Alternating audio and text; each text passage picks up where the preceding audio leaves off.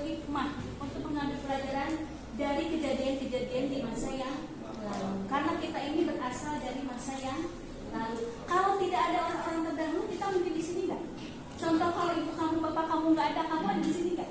Tidak mungkin keberadaan kamu ada sekarang. Jadi kita ini berasal dari orang-orang di masa yang lalu. Bahkan sekarang Islam berada di tangan kita. Kita semua menurut agama Islam, kita bebas beribadah. Dan kita berada di Indonesia ini. Kalau kamu tinggalnya di mana tuh?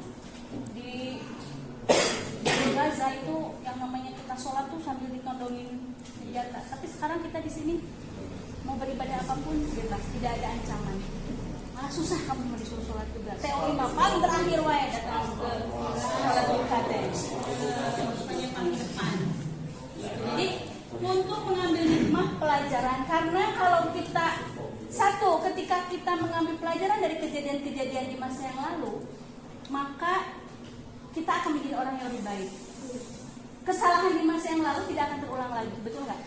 Artinya kesalahan kamu di masa yang lalu, kalau sekarang kita mengambil hikmahnya dan berubah menjadi lebih baik, maka yang lalu tidak akan dihitung sama Allah. Yang lalu biar berlalu, tapi bukan berarti ditinggalin, betul nggak? Bagaimana kejadian pada zaman Nabi Lut dulu?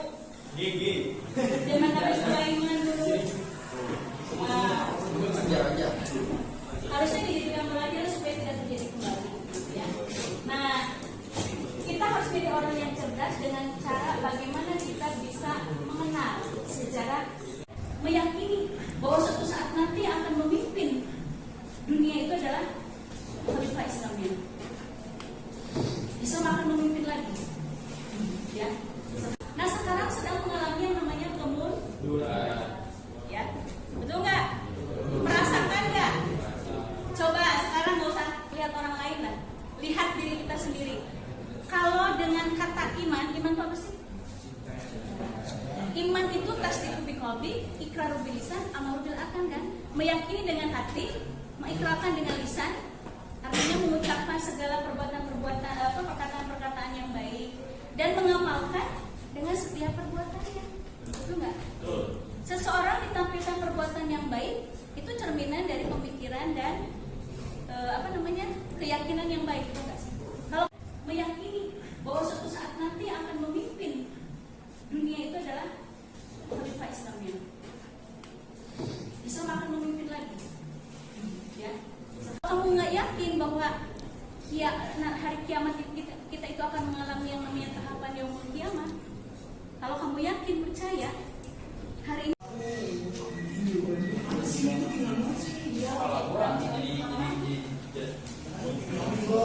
berarti kamu nggak yakin suatu saat nanti kamu akan menampakkan manusia yaumul akhir. Jadi pasti hari ini mawas diri. Nah, itu iman kita dipertanyakan di situ. Gitu. Paham? Sekarang mah dunia sudah mulai tua, jadi harus semakin berintrospeksi diri. Nah, kita di dalam rangka berintrospeksi diri yaitu mengenal faktor-faktor kemajuan dan kemunduran peradaban Islam. Ibu juga harus belajar loh, karena yang namanya belajar sejarah itu ya perlu kompetensi mengingatkan itu penuh gitu. Ada tokoh ulama itu namanya Budi siapa ya? Itu dia tokoh tarik ya sejarah dari Ibu Budi Ashari namanya. Budi Ashari itu dia itu tokoh setelah ya Indonesia, Brunei, Malaysia, Indonesia, Brunei, Malaysia, India, apa lagi? Yang termasuk yang banyak lah Islamnya. Kalau Arab pertama itu pasti. Mongolia, Turki ya, Turki. Nah, Turki itu salah satu dari dulu sempat jayanya pada masa khalifah ya. Tapi pada saat di Turki juga itu terjadi yang namanya kemunduran Islam dengan runtuhnya Turki Utsmani. Ini mah lebih ini dari Batak. Ini mungkin kalau kena gempa juga nggak ini kan, karena zaman dulu itu kan dibangunnya dari batu.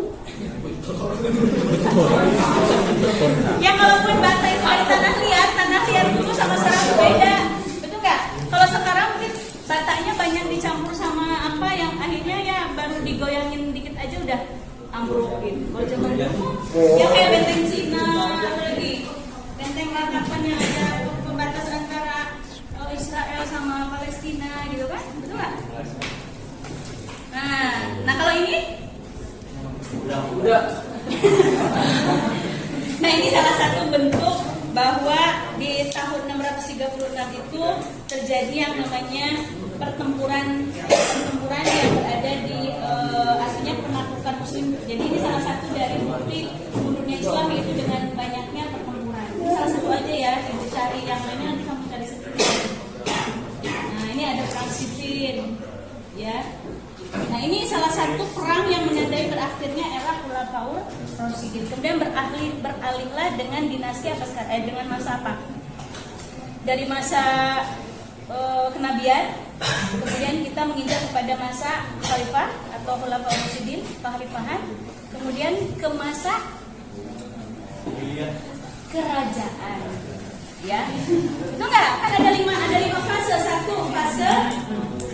Satu fase kenabian, itu pada zaman Nabi, dengan meninggalnya Nabi, kemudian masuk kepada fase kekhalifahan. Ya, ada Khulafaur Rasyidin, Ali bin Abi Thalib, Utsman bin Affan,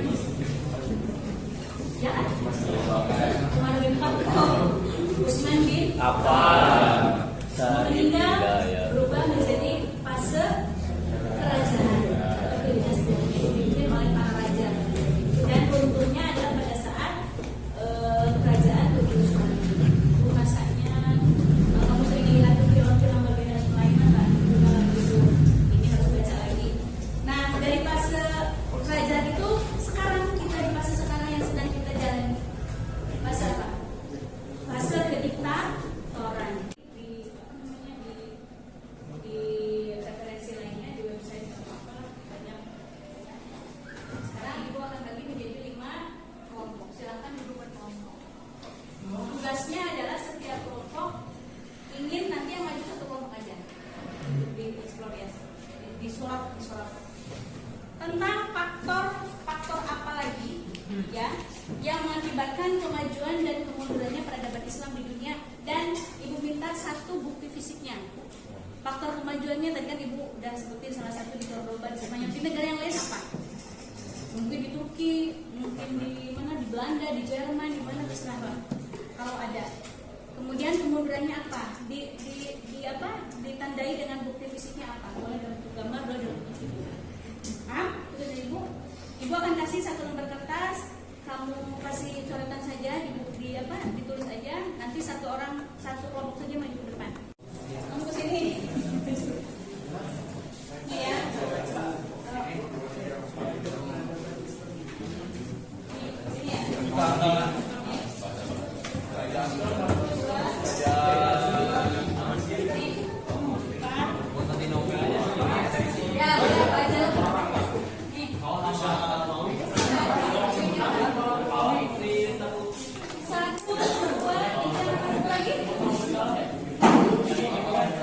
Sini ya.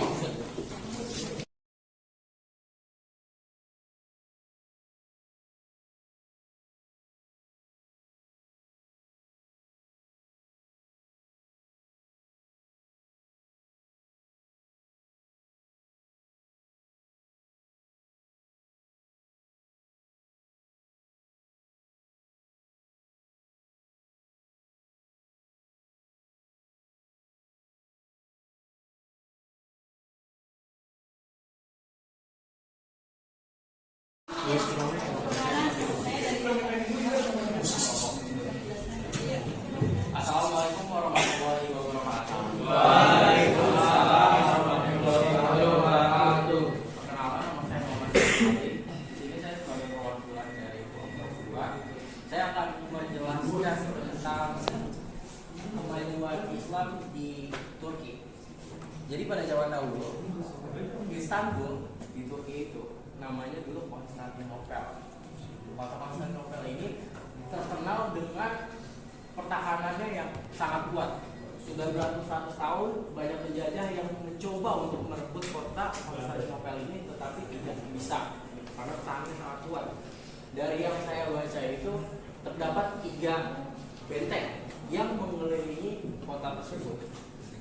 Benteng yang pertama itu kalau tidak salah ketinggiannya itu 4 meter, lebarnya itu 2 meter. Itu mengelilingi kota Konstantinopel. Terus kota yang kedua itu tingginya sekitar 7 meter. Di situ juga ada pemanah segala macam. Jadi setelah kalian, kalau misalkan kalian mau menjajah kota ini, setelah kalian melewati tembok yang pertama, masih ada tembok yang kedua yang harus kalian lewati. Di situ tingginya 7 meter dan ada pemanah di sini, pemanah kalian yang paling mendekat. Setelah melewati tembok yang kedua, ada juga tembok yang ketiga. Tembok ketiga ini Kita jalan-jalannya nggak usah pakai travel. nah ini kurang lebih sistem pertahanannya di zaman dulu. Ada 2 tembok ya Pak. Satunya lagi itu seperti kolam gitu. Jadi kolam ini mengelilingi kota itu. Jadi kalau kalian menyerang dari sini, kalian harus melewati kolam ini dulu. Dan ketika kalian berenang melewati kolam ini, otomatis persenjataan kalian yang kalian bawa, entah itu kanang, kuda, segala macam, itu tidak bisa melewati kan di sini. Ketika kalian berenang sudah ada pemanah yang siap memanah kalian. Oke, satu pertanyaan untuk kalian. Yang jawab boleh siapa aja. Ya, sebagai refleksi. Apa perasaan kamu setelah belajar tentang sejarah? Satu, senang nggak? Kenapa senang? Nambah ilmu. Kenapa nambah ilmu untuk apa? Ya, untuk lebih mengingatkan lagi, lebih menghargai lagi, dan untuk menjadikan pelajaran. Apakah mudah dipahami pelajaran tentang sejarah? Mudah dipahami nggak? Mudah dipahami. Kalau dibaca. Kalau nggak dibaca mah apa yang mau dipahami? Betul nggak? Ya, jadi harus sering membaca ya. Dan yang terakhir pesan dari Ibu adalah kalian itu jangan pernah berhenti belajar tentang sejarah. Karena sejarah itu adalah bagian dari kehidupan kita. Kita berada di sini adalah karena sejarah. Jadi pesan dari Ibu, jangan pernah melupakan sejarah, terutama sejarah perkembangan Islam, bahkan sejarah hidup kamu, sejarah ibu kamu, semuanya ya. Karena itu pentingnya dari belajar sejarah. Itulah untuk pelajaran hari ini, semoga bermakna dan semoga kalian kedepannya bisa lebih banyak lagi menggali lagi ilmu-ilmu tentang Islam terutama ya, tentang sejarah juga supaya lebih bermanfaat lagi. Oke, itu saja pertemuan kita hari ini. Kita ucapkan terima kasih. Kita tutup dengan membaca doa kafaratul majelis. Subhanallah.